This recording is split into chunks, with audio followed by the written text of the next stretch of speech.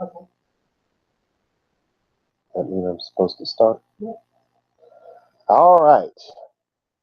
First Corinthians chapter 10, verse 13 of the Sepharim Shelichim, which is, of course, the New Testament, says that God won't tempt us beyond that which we can take. But is it talking about everyone or just those who live for God? Or maybe just those who are Christians and go to church? Or maybe it's just for the Jews? Or who's it for? Is it possible for some to be tempted beyond that which he or she can take? Where does temptation come from? Does God tempt us?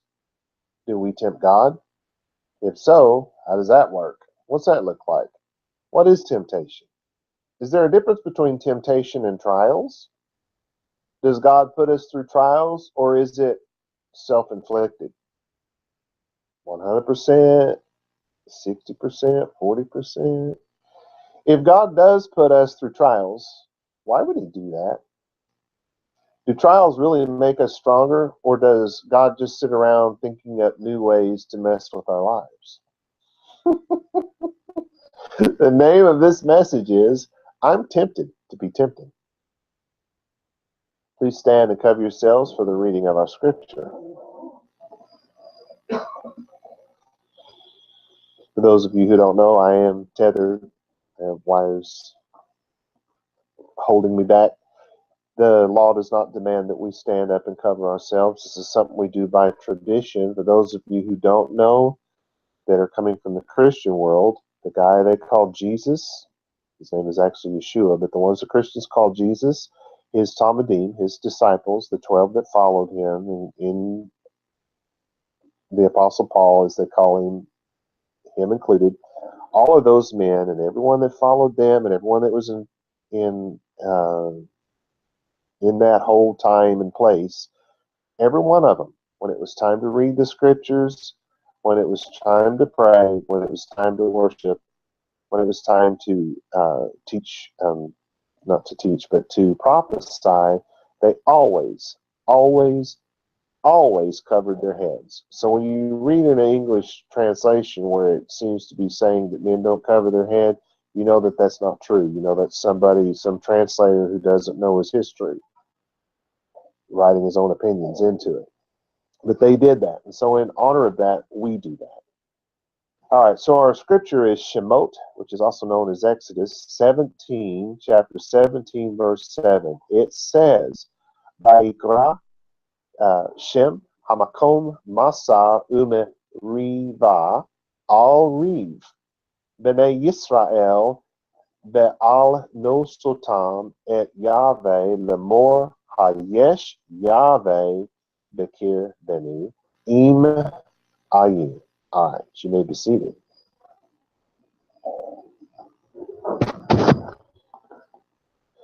So now we're going to begin with the word Vaikra, which is literally, and he called. It is to cry out, to call. It's of an outcry. It's of weeping, often used of the cry of beasts. It is used absolutely of any kind of cry, even when not articulate. It is basically, put in a nutshell, it is to cry out with a loud, passion-filled voice. That passion can be anger, it can be excitement, happiness, love, pain, sadness. It can, you know what I'm saying? There's some passion there that's going to be connected to it, but it's going to be loud and it's an outcry. Then it says Shem, which is a Hebrew word that means name. You understand that the Hebrew word Shem for name is name.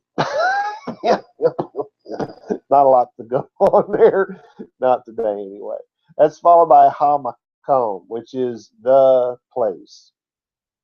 It's a place, properly a station, from standing, existing. The place of anyone is his abode, his habitation, his position in life. It is from the root kum, which is to arise from a seat, from a bed, to stand up. Kuma Adonai, Hoshieni Elohai, arise, Lord, right? Get up from your bed. I mean, can you imagine someone saying, "Get up from your bed, Lord," or "Get up from your throne," or what? Stand up, God.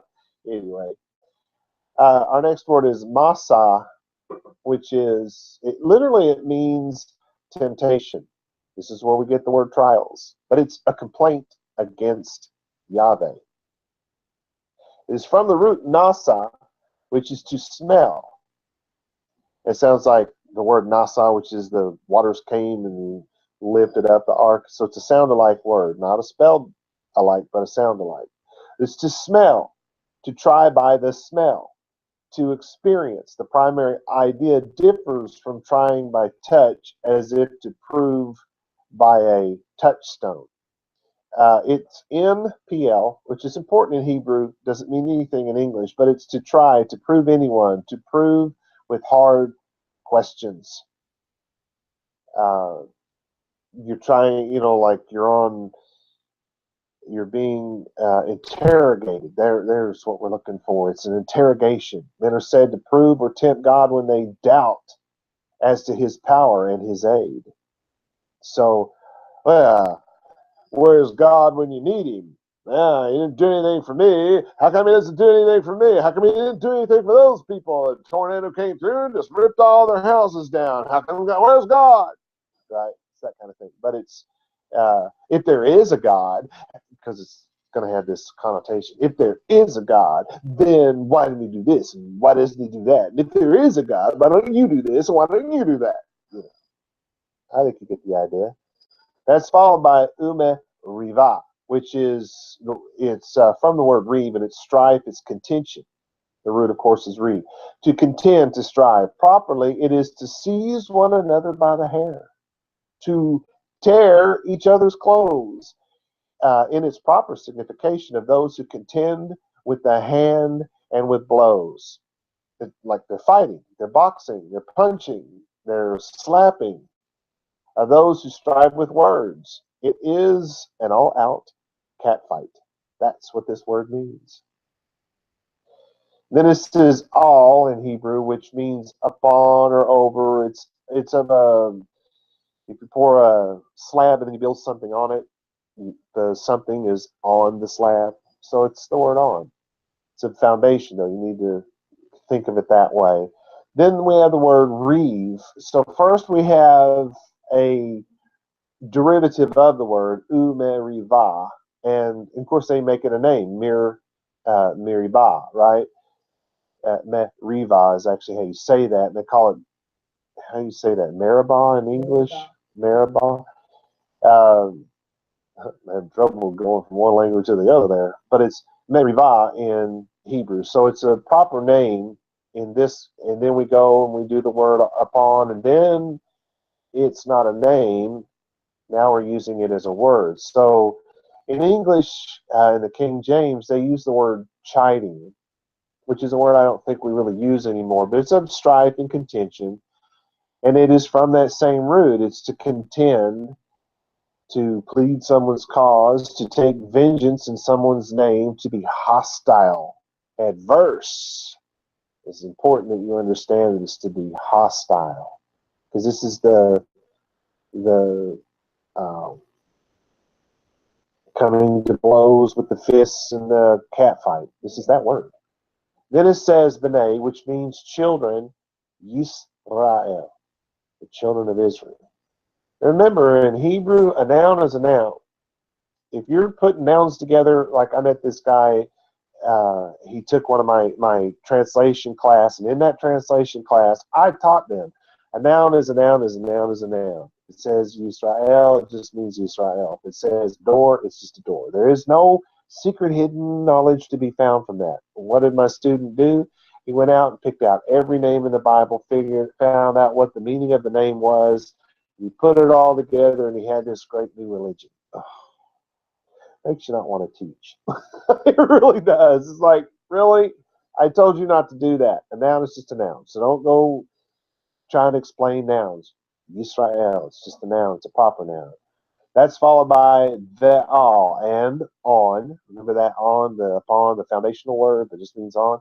Then it says no, nasotam, which is tempted. to smell, to try by the smell, to try, to experience. The primary idea differs from trying by touch, as if to prove stone. Okay, let me explain something here. This is a word we already had, by the way. The image that's often given is that of a dog digging in the ground, and as he's digging in the ground, he's sniffing and he's getting his tongue in there. Most, you probably don't really notice it, but they're using their nose and their tongue and their paws, right? So they're smelling, they're touching, they're tasting, they're experiencing whatever this is that they're digging up, right? And this is what tempting is. You're experiencing it, you're touching it, you're smelling it, you're tasting it. This word is in PL, is to try to prove anyone, to prove with hard questions. So we've already had the word. It's just showing up. It's just in here again.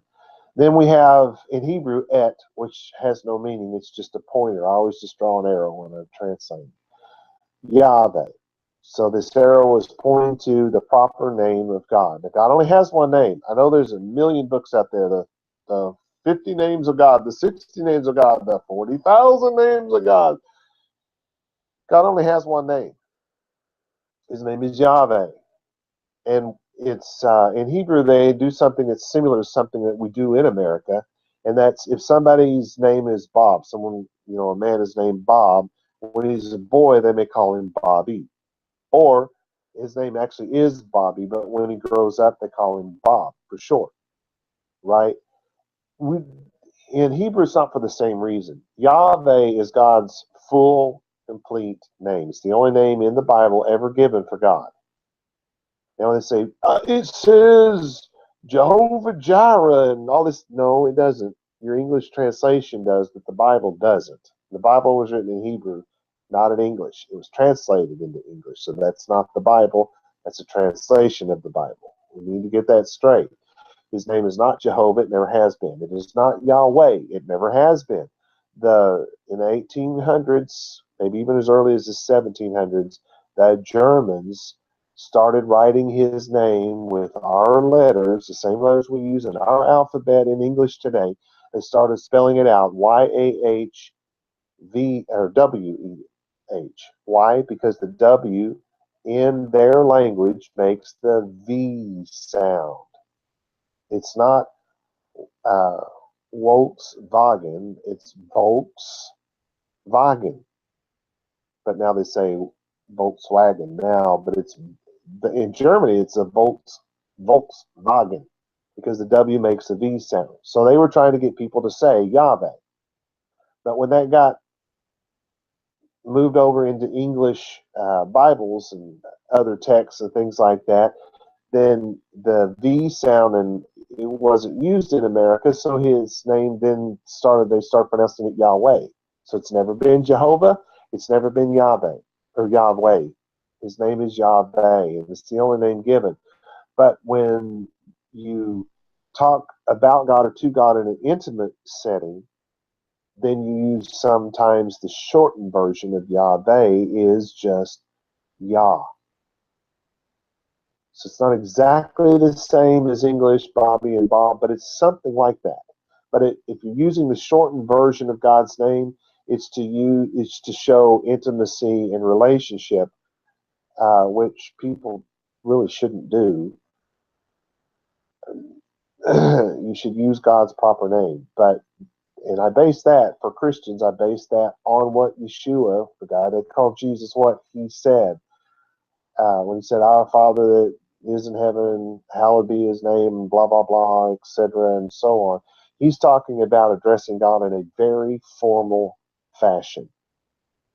And he's talking to these men who followed him while he was here on earth. So if they were supposed to do it in a very formal fashion, I'm sorry, I'm losing my voice there. If they were to do it in a formal fashion, I believe so are we.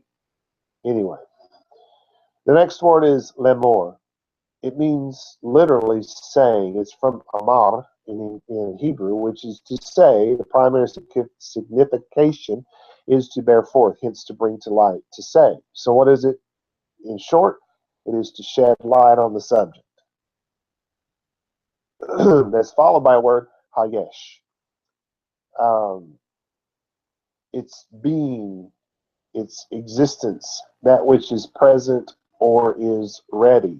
By far the most common use of the word yesh is its being put for the verb substantive without distinction of number or tense. It's just like saying that it's neutered. It has no masculine and feminine. It has no uh, number, which means it's not singular or plural. Do you follow what I'm saying?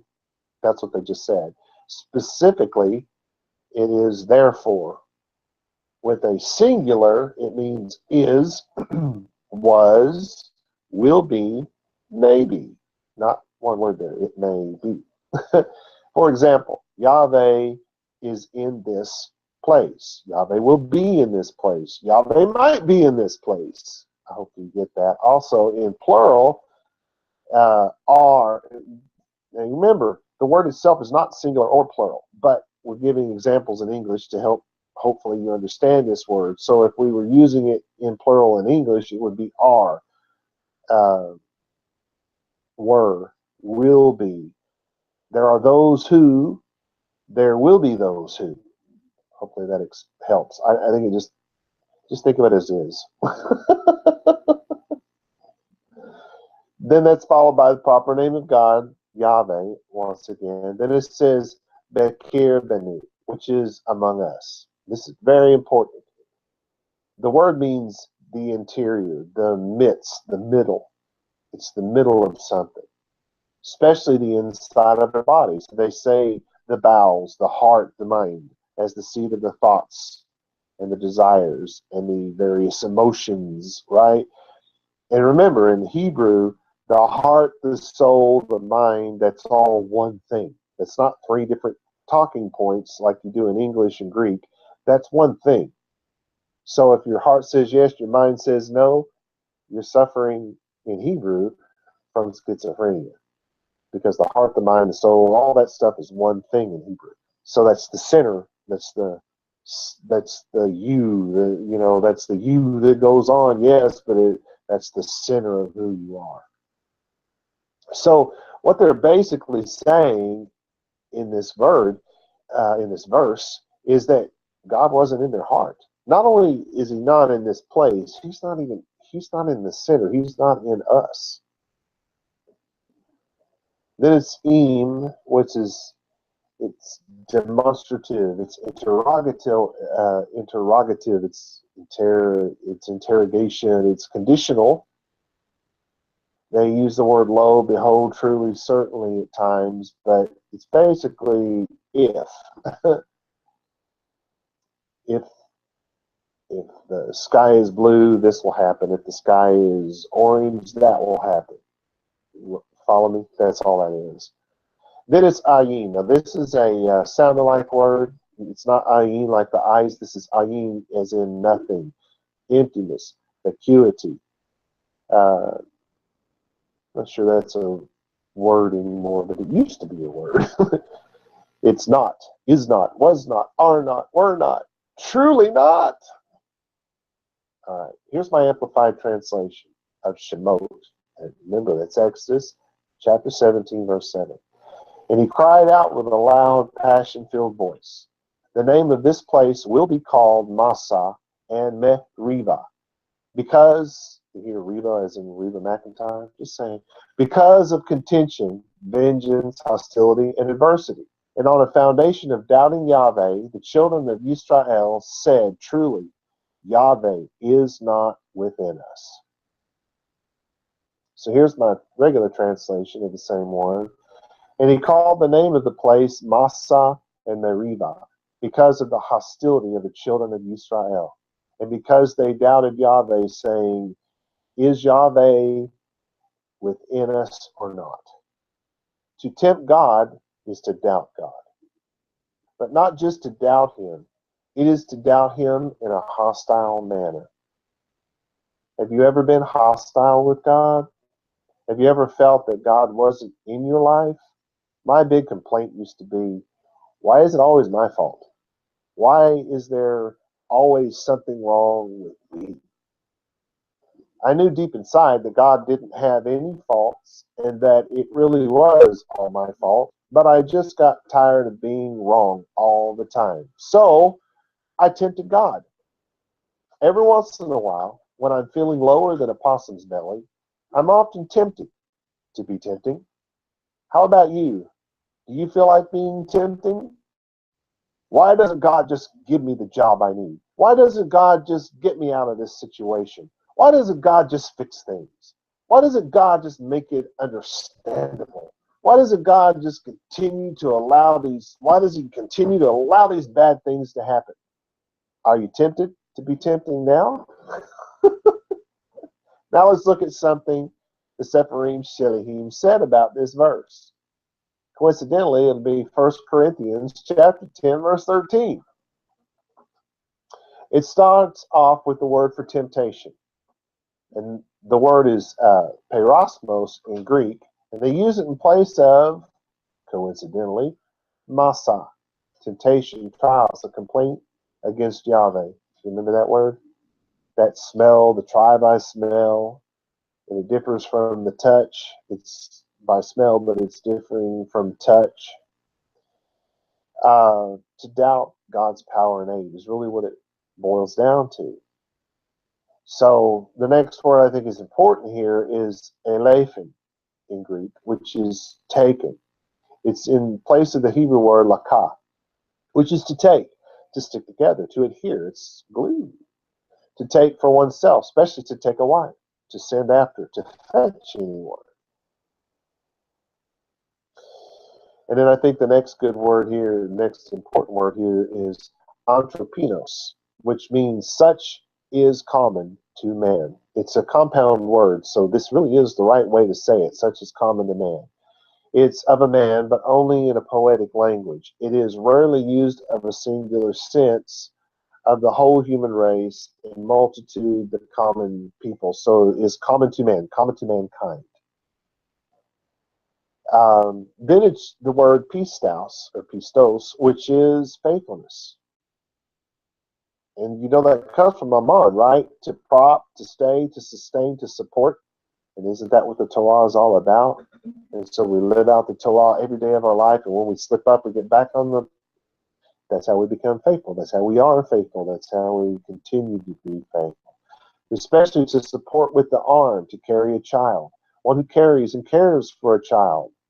Isn't that what the Torah does to you when you're a child? One who guards and brings up and sustains. That's what the Torah does. It guards us, it brings us up, it sustains us, it nourishes us, it builds us up, it gives us a foundation. It's to be firm.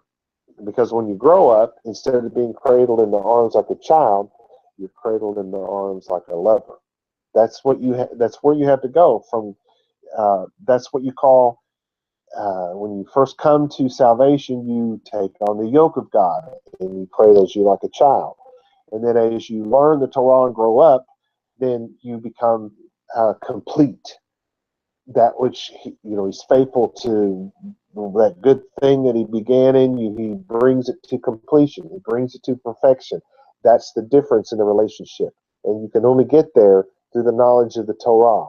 It's not some mystical, magical thing that you do in the privacy of a closet somewhere in the back of your house. That doesn't work that way. It's not mystical. It's not magical. It comes through knowledge of the Torah and the application thereof. That's what takes you from the one relationship to the other. From being a child to being a bride. All right. Metaphorically, to be faithful is to lean or confide on anyone, to trust, to be secure. That's what the Torah is supposed to do for us, right? We're supposed to be able to lean on it. We're supposed to confide in it. We're supposed to be able to trust in it. We're supposed to be secure in it. It doesn't happen when you first come to God, does it? It happens over time. All right, let's see. We got all kinds of different words. And then the next one I think is important is ase, which is the word suffer. It's used in place of the Hebrew word nakah, which is to be pure, to sprinkle water of purifying properly, to purge, to offer libation, to sacrifice. Why would it say suffer? You're not going to let you suffer more. The suffering is from the purification process. This word in Hebrew would be NPL, is to declare innocent, to absolve. There's an example of it, another that we can go to in the Sefer Shilahim, in First Kepa, that's First Peter, chapter 4, verse 12. Beloved, don't be astonished by your fiery trial. Fiery trial. Don't be astonished by your fiery trial, people, as if something strange happened to you. Some religions teach, come to our God and he'll make you rich. Come to our God and you'll be healed. Come to our God and you'll stop doing drugs and drinking. Come to our God and you won't lose your house, your car, your wife, your children. Of course, if you leave our God, you'll be a country music song. Right? Anyway, some religions teach, come to our God and nothing bad will ever happen to you again. Come to our God and your life won't be hard anymore. Come to our God and you'll feel good every day of the week. Come to our God and all your trials will be over. As Dr. Phil likes to say, how's that working for you? If we let ourselves believe this kind of nonsense, and it is pure nonsense, we set ourselves up for failure. God never promised a life free from harm, disappointments, or loss. And the moment we experience I lost my place. And the moment we experience that to which we are no longer supposed to be susceptible, because we came to that God and now we're not susceptible to any bad stuff, right? So the moment that happens, we will fall from our pedestal and blame the real God. Not only that, some of us will hate the real God and even curse him. That's what I did. Because they told me, you come to our God and he'll make you rich. He'll patch up your family relationship. He'll patch up your marriage relationship. Your kids will be perfect. They'll never disobey you at any time, and they'll never get in trouble. I mean, and all you have to do is believe to receive. And I believed in everything I had within me. And then when it all fell apart, I blamed the real God. Because, see, that wasn't the real God. When it fell apart, I blamed the real God. And I hated him and I cursed him. Our next word in this verse was umos in Greek. That's not even important. That just means I'll tell you in Hebrew. The next word I meant to go to was perasteni. It's used in place of the Hebrew word barar, which is to separate, to sever, to separate and remove and keep things to cleanse. An arrow from rust, to polish, to point, to sharpen it. It is applied to pure and upright words and deeds. So it's the process of purification. It's a good way to look at it. And then we have uper in Greek, which is beyond. It's the word rav. It's multius. It's where you get rabbi, or multius. Yeah, just kidding. Now, rabbi is the word great, right? And they use that of rabbis because they're great people. No, because they have great education. That's what that was supposed to indicate. It was another way of saying doctor of the law. But it's multius, whether of one continuous thing or of collectives which contain many parts, many numerous, great, large, vast. In this case, beyond. It's way beyond. So you're not going to be purified beyond dunaste in Greek. Able, ability, is yahol in Hebrew, to be made able, to be able to take it. You're not going to be purified beyond that which you're able to handle, that which you can sustain, to bear. It's to be able lawfully, in other words, to be lawful or permitted. You're not going to be tested beyond that which is permitted. It's not going to be beyond your power. It's not going to be able to prevail over you.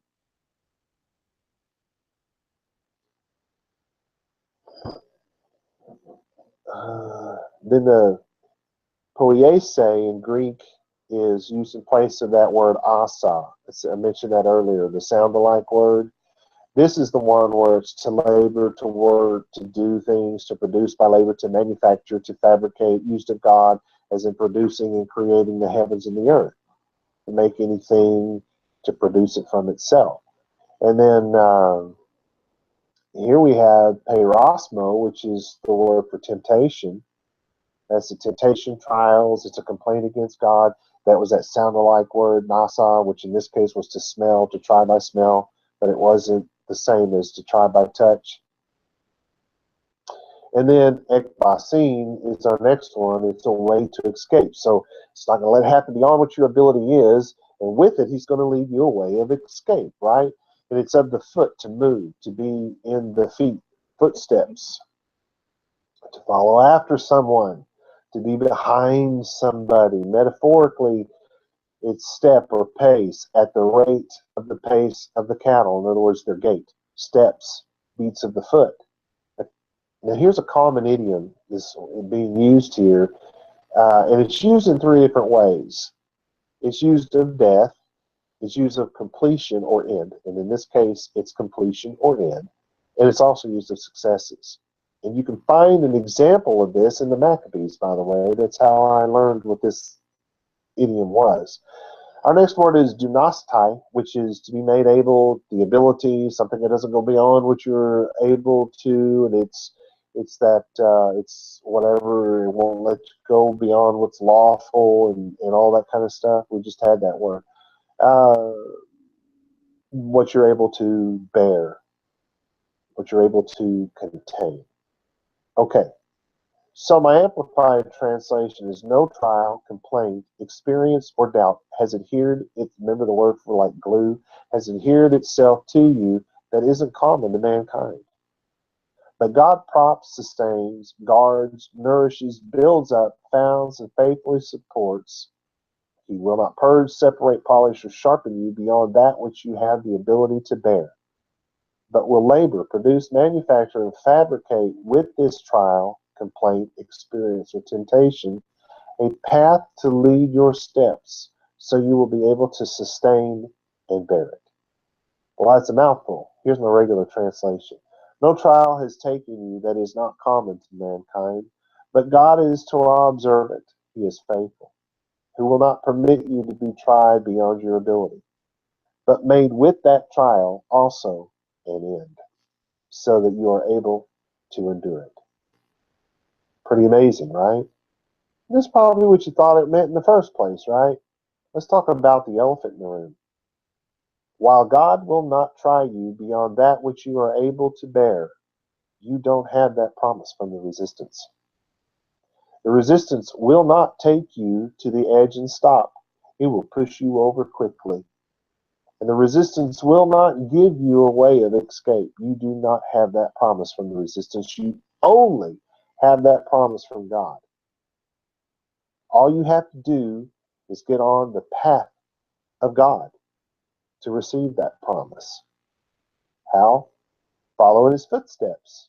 Did you know that the Torah is God's way of life? It's how God lives. Think about it. God doesn't lie. He doesn't cheat. He doesn't steal. He doesn't kill. He doesn't do any of those things. He is a righteous judge. He always helps his neighbor get his ox out of the ditch, although I'm not sure he has an actual neighbor with a ditch. But you know what I'm saying, because it's a metaphor. It's not, I mean, literally, if your neighbor has an ox in the ditch, you're supposed to help him out because God would. But you're supposed to understand that that ox was that man's way of life, right? Because if a man had an ox, he'd worked very hard to get it because it was very expensive. And that ox is what he used to pull his plow, to pull a wagon so he could go into town and deliver his goods, to the people. It was his way of making a living. Today we have cars that do that. We have trucks that do that. We have jobs that do that. And if we're in trouble in those places and we can help, we're commanded by God to do so. Why? Because that's what God does. So the Torah is God's life. We're supposed to follow his footsteps. What are his footsteps? It's laid out in the Torah. The way of escape has been here from the beginning. The children of Israel became hostile towards God. Do you know why? Simple. They couldn't see him working things out in a manner that pleased them. It wasn't looking the way they thought it should look. Hey, he went off into the mountain with Moshe, and God, they all went over there in that mountain. It's been 40 days and 40 nights. We haven't seen or heard. We think they ran off. So let's make us a golden cow, and we'll worship it. We'll call it Yahweh while we're at it. Did you know they did that? Oh, my gosh. They actually did that. And people do that to this day. They say, oh, God told me this and God told me that. Really? That nonsense came out of your head. You told you this and you told you that, and you're saying God did it. It's the same thing. The same thing. I'm not saying that God didn't say. I mean, surely God says something to somebody. Probably so, but you don't have to call me Shirley. Anyway, you get the idea.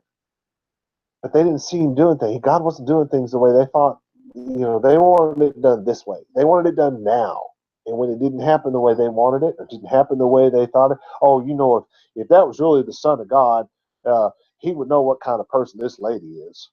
He would know what kind of woman she is. He'd know, oh yeah, if he was really of God. Same thing. It's the exact same thing. Oh, well, if that rabbi was of God, he wouldn't have gotten mad the other day and thrown his Torah across the room. I've never done that, but I've been tempted. Just saying. When God didn't do things the way they wanted it done or thought it should be done, they concluded he wasn't with them. He wasn't among them. He wasn't in them. Not just with them in their camp, but he wasn't in their hearts. That's what their conclusion was. What about you? Are you often tempted to be tempting? Are you often mad at God because he let something happen to you? Because he didn't let something happen to you? Because he didn't do something the way you thought it should be done? Are you a tempting person? Or are you following his footsteps, being purified by his very capable hands?